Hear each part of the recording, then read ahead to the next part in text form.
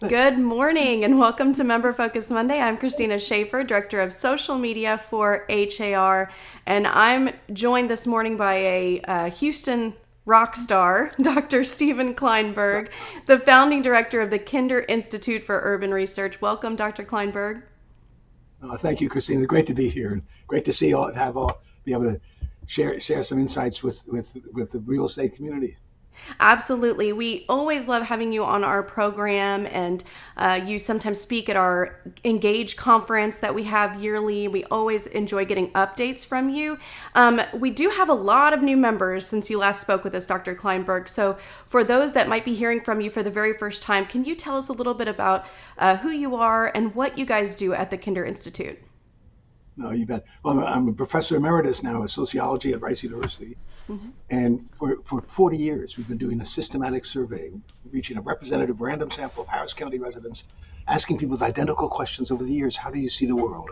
And watching the world change. So this is one of the most interesting and consequential cities in America, changing incredibly rapidly.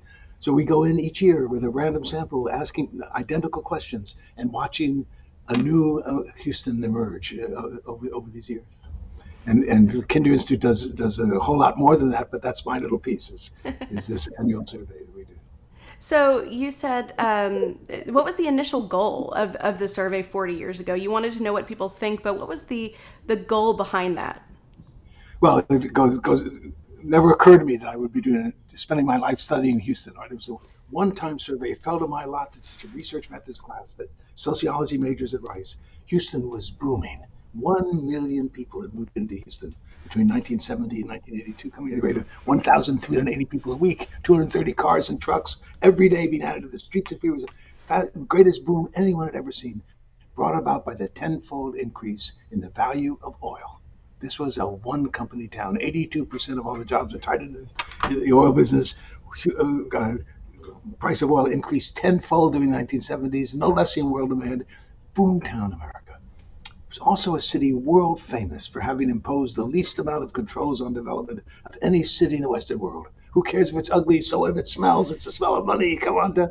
We did a one-time survey to measure how are people balancing this incredible growth with growing concerns about traffic, pollution, crime. What kind of city are we building with all this affluence? Never occurred to us to do it again. This was completed the surveys in the end of March of 1982. In May of 1982, the oil boom collapsed. And by the end of 1983, 100,000 jobs were lost in Houston. We said, my gosh, we better do this survey again. And so that's the story. And then for 40 years, watching the city go into major recession with the collapse of the oil boom, and then recover into the central contours of the America of the 21st century, a new economy where blue-collar jobs are increasingly difficult to find, and a demographic revolution. So it's been a fascinating sort of ride. This is maybe the most interesting and consequential city in America. Thank you for sharing that. I just always find that so interesting, and of course that is so funny. Who cares if it smells? It's the smell of money. I love that. Well, that's who we were. One thing that you do pay attention to quite a bit is demographics in the survey. And we've begun to hear that Houston is becoming the most diverse city in the country, which to us might seem a little shocking because we don't really think about that. But how have the demographics changed in Houston over the years? Well, it's been a revolution. I mean, virtually all the growth of Houston during the oil boom years of the 60s and 70s until that fateful date of 1982, virtually all the growth was Anglos pouring into Houston from everywhere else in the country. This is where the jobs were. While the rest of America was having its stagflating 70s, its Carter malaise, Houston was booming. After the oil bust of 1982, the Anglo population of Harris County stopped growing and then declined slightly.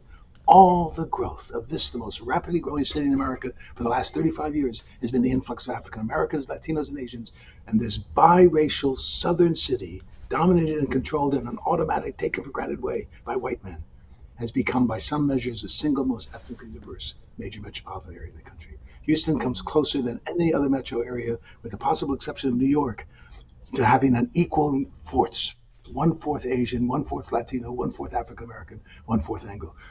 You see that most clearly in Fort Bend County. Fort Bend County is 22% Asian, 21% African American, 25% Latino, and 29% Asian.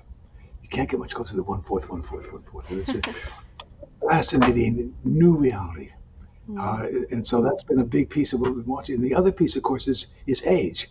Anglos are aging more rapidly than anyone else because the big bulk of the Anglo population was the 76 million babies born between 1946 and 1964, the baby boom generation.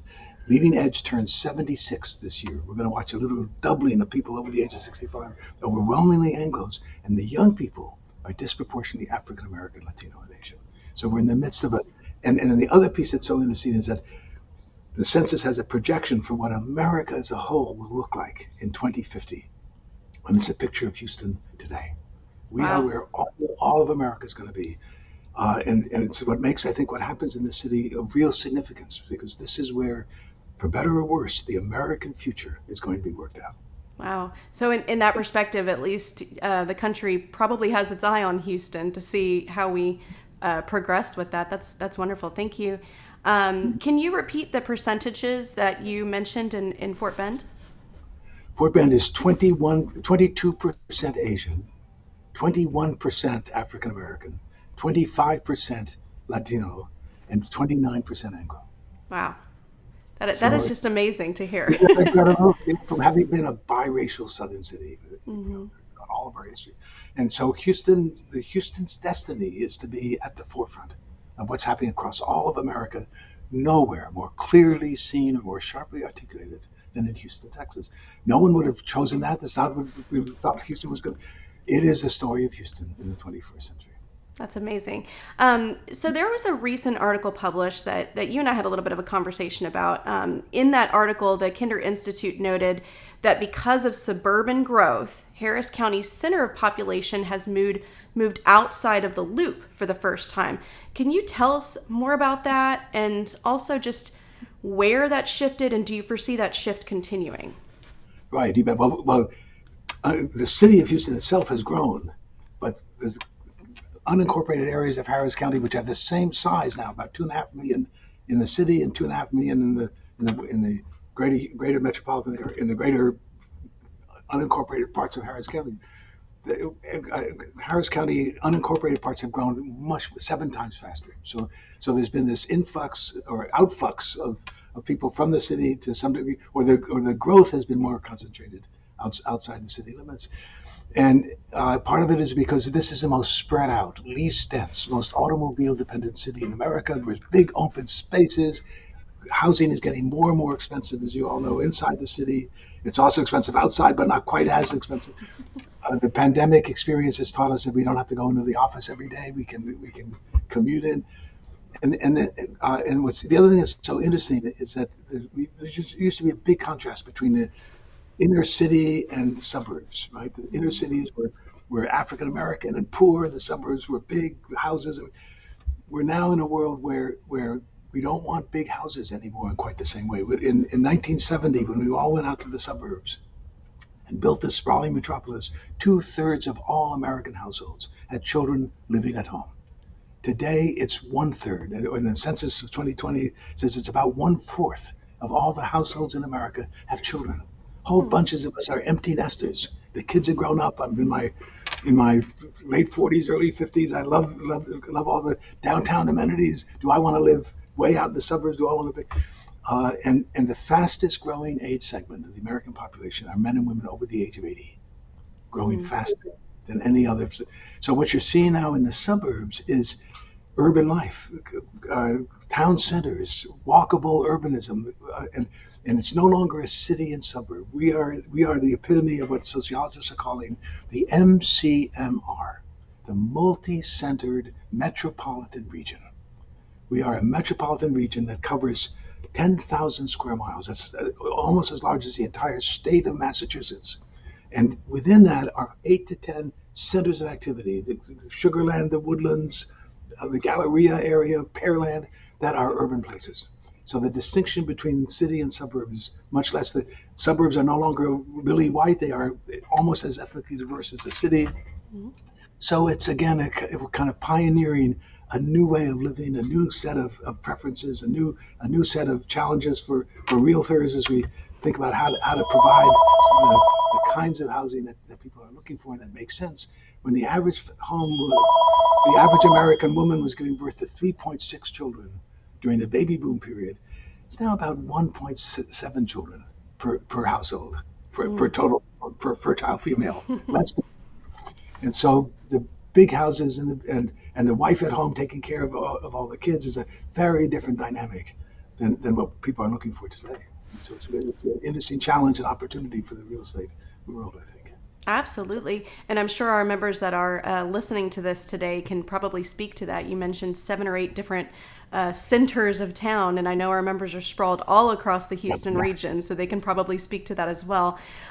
We did have a comment pop up. You mentioned the percentages for Fort Bend specifically. Where could our members find more information about other counties, or is it pretty much about the same as it is in Fort Bend? No, Fort Bend is leading the way, and it's also the most ethically diverse and the highest average levels of income and education. So it's a whole different dynamic. Montgomery County remains overwhelmingly Anglo, but not quite as overwhelming as it once was. It used to be 80%. It's now about 65%.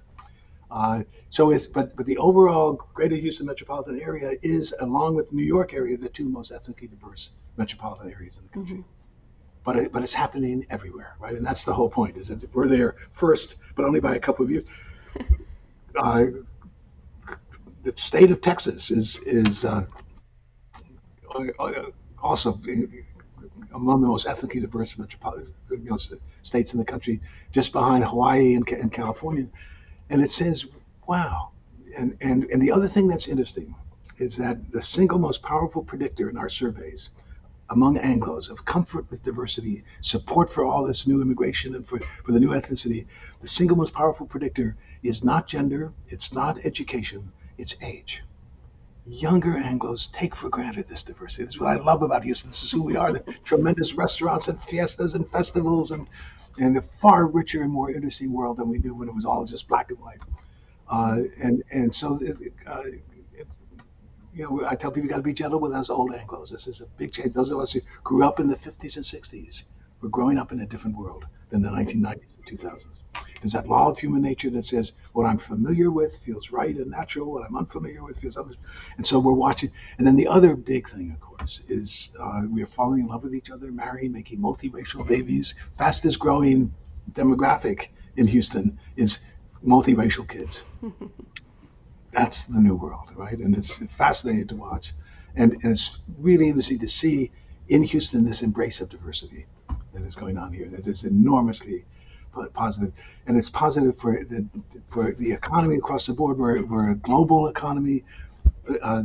Anise Parker, at the end of her 8 years as mayor, was asked, what surprised you the most about Houston? What was the thing that you least expected? She said, what was striking is that every language of business spoken anywhere in the world is spoken in Houston by native speakers with global connections. Tremendous asset for the Houston economy to be, and the second largest port in the country, the 6th largest port on the planet, the gateway to the global marketplace.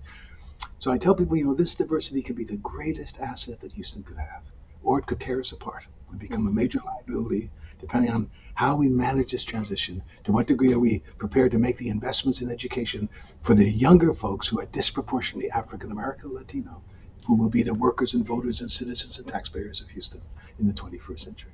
So and this is a mirror into what America is going to be as the 21st century unfolds. That is just amazing. I always learn so much from you, Dr. Klineberg. I really appreciate you coming on. And the quote that you made about Anise Parker, I know we have some of our members who specialize in international transactions watching this morning, so they can probably attest to that as well.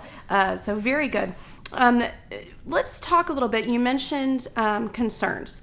Let's talk a little bit about some of those concerns, because obviously there's a lot to be concerned about in our country: economy, race relations. In Houston, we worry about flooding, especially realtors. We worry about flooding. So what do you find that Houstonians are most concerned about right now?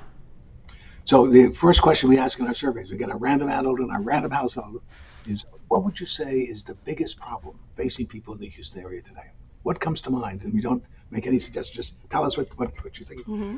In the early days, it was the economy, of course, because of the total collapse with the worst regional recession of any part of the country since World War II.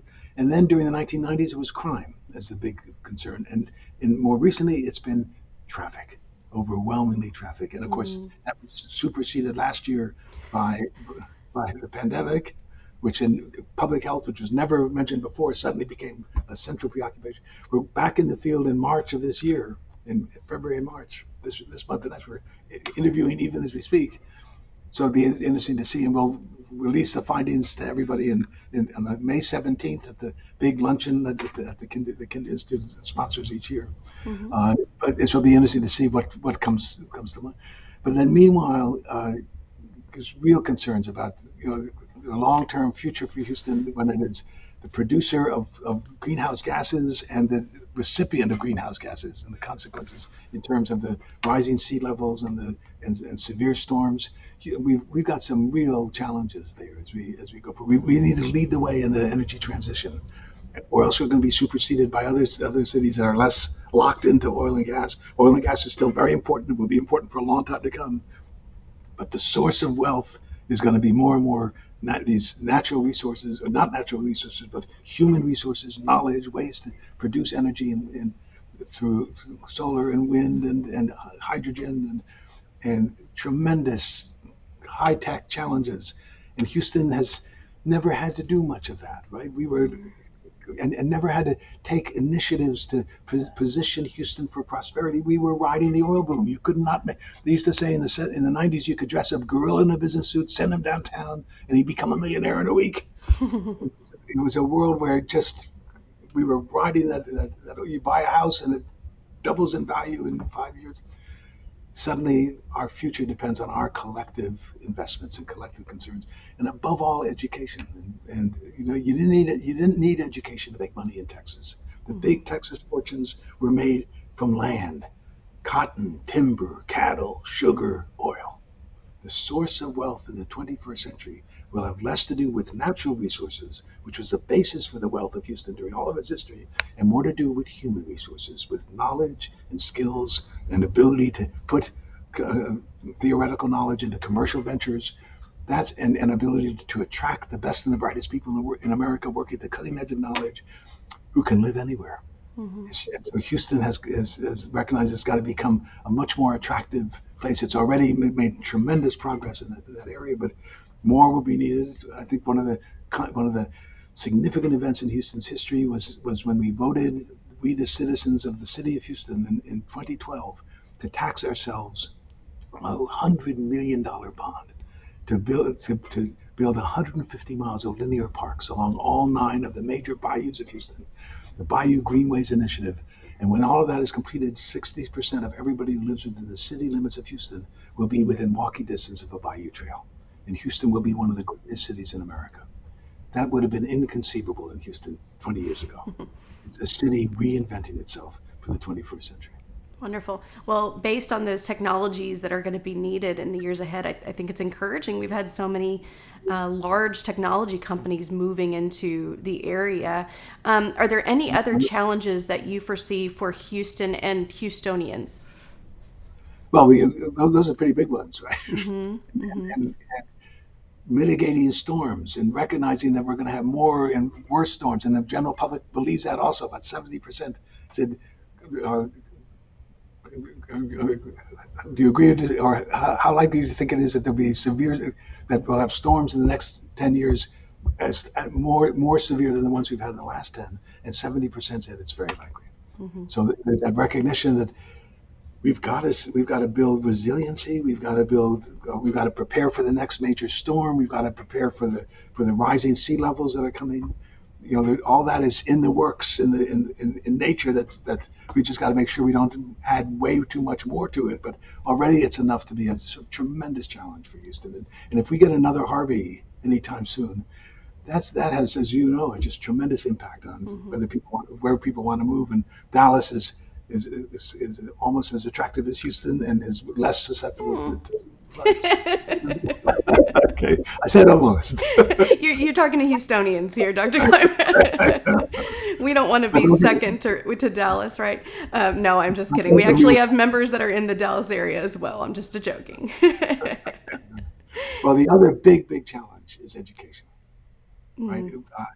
Seven, there's coming together both of the demographics and age of everybody in Harris County, Texas, under the age of 20, who will be the voters and taxpayers and citizens of Houston in the 21st century, and the home buyers and so on. Of everybody under the age of 20, 51% are Latinos, 19% are African Americans, 10% are Asians, 21% of everybody under 20 is Anglo. So 70% of all the young people in the Harris County, Texas, are African American and Latino. The two groups overwhelmingly most likely to be living in poverty. We know what poverty does to your ability to succeed in the public school system. It's a safe statement to make that if Houston's African American and Latino young people are unprepared to succeed in the global knowledge economy of the 21st century, it is difficult to envision a prosperous future for Houston. That's who we are and will be as the 21st century unfolds. And the other point to make very quickly is that this is a done deal. Close the borders, build your fence, close off America, round up those 10 million people you think are here illegally and send them wherever you think they're supposed to go, seal off this country so not another immigrant or refugee is allowed to come to this land. 63-year-old Anglos, which is the average age of, or the last time that 50% or more of the population was Anglo, 63-year-old Anglos are not going to be making a whole lot more children, a whole lot more babies, right? So the future of Houston is there, and education that was always a nice thing to have has now become essential to a person's ability to find a job that can support a family in the global knowledge economy, high-tech economy of the 21st century. So that's the challenge facing all of America, nowhere more clearly seen or more sharply articulated than in Houston, Texas. Okay. If you have any questions for Dr. Klineberg, go ahead and type them in now. We're nearing the end, so get those typed in quickly. I know it moves fast, doesn't it? We had just a couple comments here. Tracy Brown, who is HR's inclusion consultant, she said diversity, it can be an asset or a liability depending on what we do. So she's agreeing with you there. So true. Nellie, who is one of our global realtors, she said all you have to do is look at our global group. We have members from all over the world and so many languages spoken. Right. Yes, so very true. Tremendous asset for Houston. Yeah. We are a global city and a global economy, second largest port in the country, the gateway to the global marketplace. Mm-hmm. Tremendous opportunity there. But we've got to together make those investments and commitments. It's not going to happen automatically in the way. And again, that's a great challenge for Houston because, as we said at the beginning, you didn't need education to make money. This is a city world famous for having imposed even among in the southern cities the least amount of controls on development of any city. You didn't need government. Now you do. Yeah. And you need public-private partnerships that Houston has been a pioneer in to a much greater extent across the board.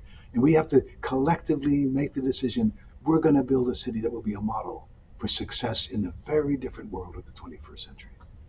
Wonderful. There was, let's see here. If you could repeat, Jane said, please repeat the percentage of youths. So you mentioned the young people in the Houston area. If you could repeat those percentages. You bet. Okay, so in all of Harris County, all the 4.7 million people in Harris County, of everybody under the age of, it's not until you reach people age 63 and older that the majority of folks are Anglos. And at each younger age group, the percentage of Anglos plummets. The percentage of African Americans, Latinos, and Asians surges. Mm-hmm. So of everybody under the age of 20 in all of Harris County, not HISD, not inner city Houston, but in all of Harris County, and that includes, of course, Fort Bend County, but also the Woodlands and so on, of everybody under the age of 20, 70% are African American and Latino. And only 20%, 21% are Anglos. So that's the big story, and that's where we are now, and that's where the American future and the Houston future is in our hands, basically. Will this new generation of young kids under the age of 20 who are overwhelmingly African American, Latino, the two groups overwhelmingly the most likely to be living in poverty, less access to health care, to affordable housing, all the challenges that poverty brings to your ability to succeed in the public school system. Will we find a way to ensure that these kids acquire the skills that they need to be able to find a job that can support a family in the global knowledge-based high-tech economy of the 21st century, where the good blue-collar jobs that used to be in Houston have disappeared? Okay. Just to follow up on that really quick, Dr. Kleinberg, Derek said, when you say we have to make the investment in education for minority children, who are the we, and what exactly do you feel that looks like? Yeah, great question. Yeah. I guess I really mean it collectively, all of us. Every church in Houston ought to provide preschool and after-school programs for the kids in their neighborhood.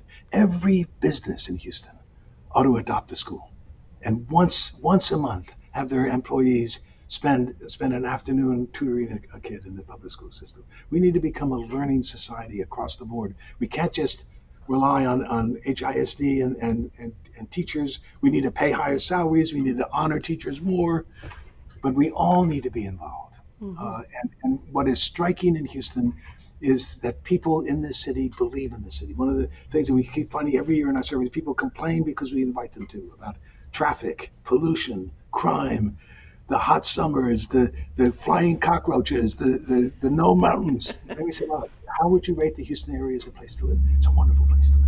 Just overwhelmingly, people believe in the city. We think we got a bum rap in the rest of the country. People don't recognize how remarkable the city is. And that's a great source of strength. That we are proud of the city. We ought to find ways to we're not going to throw money at all these problems. We're not going to throw enough money at these problems. Can we also throw people at these problems? And find ways to encourage everyone in the city to volunteer and to make a difference and to change the world one child at a time. And then you can imagine a city really ready to be a model for the American future. Well, thank you for sharing that. Patricia said she loves these ideas, and she shares your goals for our region. And I think, again, realtors are in the community. This is a place that we can step in and help. Just a question / comment here. Susan Nora said, do you consult the city of Houston? I hope you do. No, thank you. Well, I give about 60 or 70 talks a year to various groups. Yeah. And of course, we publish the report each year, and we have the big luncheon. Finally, we hope we can get together. We had 3,820 people or something like that participating in last year's luncheon. So it's a great way to, and there's no other city in America that has been tracked in this way. And what's so interesting is no city embodies the changes so dramatically and so clearly and so powerful. So we are a different folk today than we were 5 years ago or 10 years ago. Much greater support for improvement in education. One of the questions we've asked over the years is, which of these statements come closest to your feelings about the public schools in Houston? The schools have enough money, if it was used wisely, to provide a quality education, where the schools will need significantly more money to provide a quality education. Identical questions asked over. Always tell people, don't blame me, I'm just asking the questions. Here are the answers. It was overwhelmingly, we got all the money, we're spending all the money we need during the 1990s. First decade of the 21st century is a 50-50 split. In 2018 and 2020, overwhelming majority saying the schools will need significantly more money. That recognition that we need to make investments now that we're not making before. Overwhelming support for universal preschool education for every child in Houston. That says we're understanding these issues now. We're ready to take actions that we were not ready to take 15 or 20 years ago. And the surveys are an interesting sort of window into where we are and how we've been changing. Yeah, very good. Just a few more questions that are coming up here. There's obviously interest in hearing more from you, as there always is. And a few people were mentioning the event in May, and we have already shared a link to that. But for those people who are not aware of the event in May, can you tell them a little bit about that? Yeah, so it's May 17th, I think a Tuesday, and it's a big luncheon at the Marriott Marquis in downtown Houston. And it's always been in person, and part of it is this reminder to folks there's a whole lot of other things going on at the Kinder Institute besides just the surveys, but the focus is on what did we find in this year's survey? What surprised us? And what does it tell us about where we are today? And it's the first release of the findings, and everything is embargoed until then. And then we're all available to give talks to different groups and stuff afterwards. But if your folks can come to the, we hope finally after 2 years it'll be sitting down together in person in the Marriott Marquis. Otherwise it'll be, as it has been the last 2 years, by virtually. But I'm pretty sure we're going to be ready by May. Well, and I'm very interested to hear those findings as well, because some of these things that we're discussing today are in the midst, towards the beginning of the pandemic, now that we are settled into this, if you will. I'm curious to hear how those answers might have changed. So thank you for that. Too. Yeah. And again, we shared a link to that in the comments, so you can look at those and see if you'd like to attend that this year. I plan to attend, Dr. Klineberg, if I can. So there'll also be a published report of the key findings from this year's survey that you can download for free from kinder.rice.edu. Okay, very good. Because Dimitri was actually asking, is there a source where we can refer to in order to get these statistics that you were mentioning today? So all of that is on your website. Very good. Rubina was asking a question about public transportation, and I don't know if this might be outside of your area of expertise, but do you know of any plans for additional public transportation in the Houston area?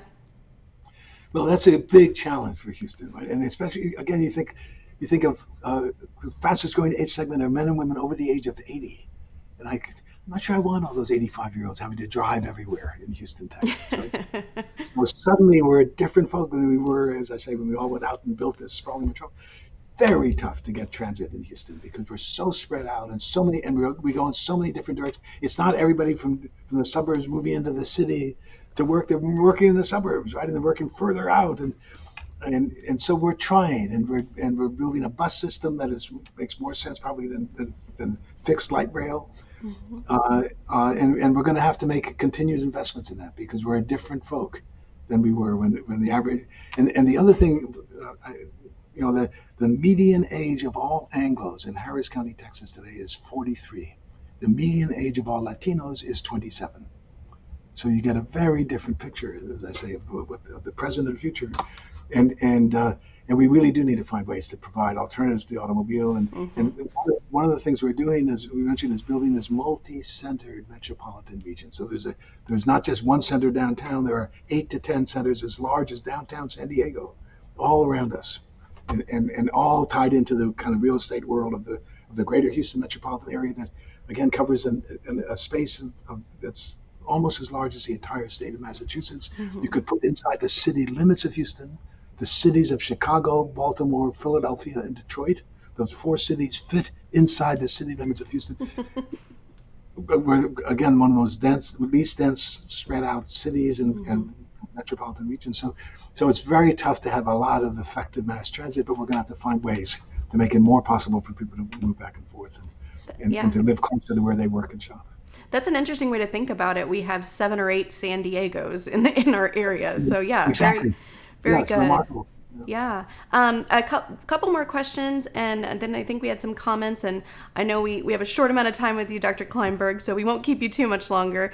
But Anne just said, did you say that college-based jobs are already disappearing or will disappear if we don't ensure today's kids are receiving a good education? So as far as the future of those kids as and younger people as they're growing up, what type of jobs should they be preparing for?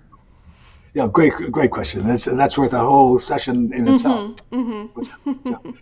But the essential story is that during the 1970s and 80s, the big employers in Houston was Hughes Tool Company, Cameron Iron Works. We were the oil field manufacturing capital of the world. You could drop out of high school with a strong right arm and become a roustabout in the oil fields, or work as a union manufacturer, and expect to be able to make a middle class wage. Those jobs have disappeared. We are now in a global economy. Companies can produce goods anywhere, sell them everywhere. If you're doing a job that I can train a third world worker to do, and I pay that third world worker $15 a day to do that job, I'm not going to pay you $15 an hour. And if you're doing a job that I can program a computer to do, We're just at the beginnings of the robotics revolution. I'm going to replace your job with an intelligent machine. We are in a new world where education, always a nice thing to have, has become absolutely essential to a person's ability to find a job that can support a family in the new global knowledge economy. And we have failed for 40 years to make the investments that we needed to make to ensure that there was shared prosperity. And during the baby boom period of the 30 years after World War II, between 1945 and 1975, those were the years when the rising tide lifted all boats. The average American man, whatever his education, literally doubled his income in real terms between 1950 and 1970. And the average American woman was at home in the suburbs giving birth to 3.6 children. Right? That was then. This is now. Yeah. And so it's a tremendous challenge for Houston, especially, that never needed education, that never needed much government intervention or collective responsibility. Now recognizing, if we're going to make it as a city, we need to all pitch in. We all need to play a part in building the city of the 21st century. All right. Well, thank you so much. I just had a couple comments I wanted to share with you. Jan Kish said, "Nice to see you again. You look good." Yeah. You predicted diversity 25 years ago, and it came true. So again, you've been doing this for over 40 years now. And I was a very young man when this time. But I think that, again, as Jan said, you predicted these things and it came true. So what you're saying and what we should expect for Houston's future, I think we can trust you on this one. Don't trust me too much. But certainly the demographics are. Yeah. Also, HR's president and CEO just said, "Dr. Klineberg's amazing. Thank you, sir." And a lot of our members are echoing that. They're thanking you for sharing all this information. They're saying this has been phenomenal. So, Dr. Klineberg, again, you mentioned the event coming up in May, but since you didn't mention it, I also want to mention it. I know we shared the link to it in the comments. Your book. You want to tell us a little bit about your book? So this is the first 39 years of the Houston surveys. I've been planning this book for about 40 years, of course. Or the original working title of the book was Making Sense of the 80s. And then it just became, it wasn't clear until recently, these trends are real and unmistakable and irreversible, and you can watch them sort of playing out. So this was finally a chance to pull this together, both with the findings from the surveys and about 65 to 70 really interesting interviews with key people across the board in the city, recognizing the basic themes that we've been talking about: a new economy, a demographic revolution, a new awareness of the challenges of building the businesses and the companies of the 21st century, and dealing with flooding issues. And the book sort of reminds us that Houston the reason for its significance is it is a prophetic city. It is where all of America is going to be. In the census of 2020, across the entire country now, of everybody under the age of 10, the majority are African American, Latino, and Asian. And the census says, you want to see what America will look like in 2050? Let's assume no immigration and just go by the actuarial tables.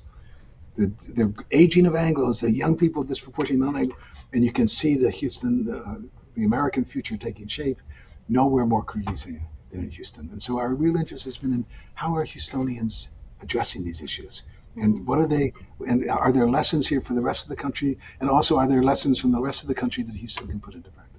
Yes. So it was a great chance to sort of consolidate.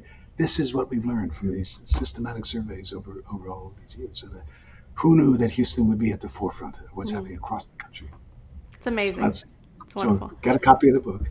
yeah, get a copy of the book. I actually got it when it first came out. Prophetic City, Houston on the Cusp of a Changing America.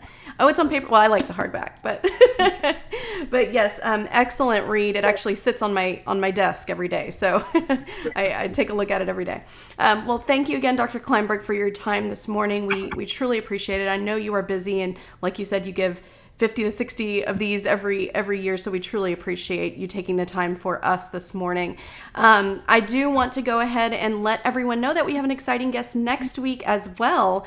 Next week we are welcoming Houston's Mayor Sylvester Turner. So be sure to set your calendars for that. Monday at 9 a.m. we'll be speaking with Mayor Sylvester Turner.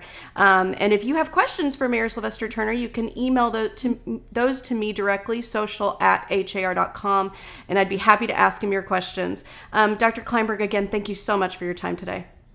Christina, and thank you for great questions. It was great fun to be with you, and hope we can do it again sometime. Maybe when the new data come out in May, we can do this again. I'm going to hold you to that, Dr. Klineberg. Thank you again. Well, that is it for this Member Focus Monday. We'll see you next Monday at 9 a.m. with Mayor Sylvester Turner. Have a great week, everyone. Okay.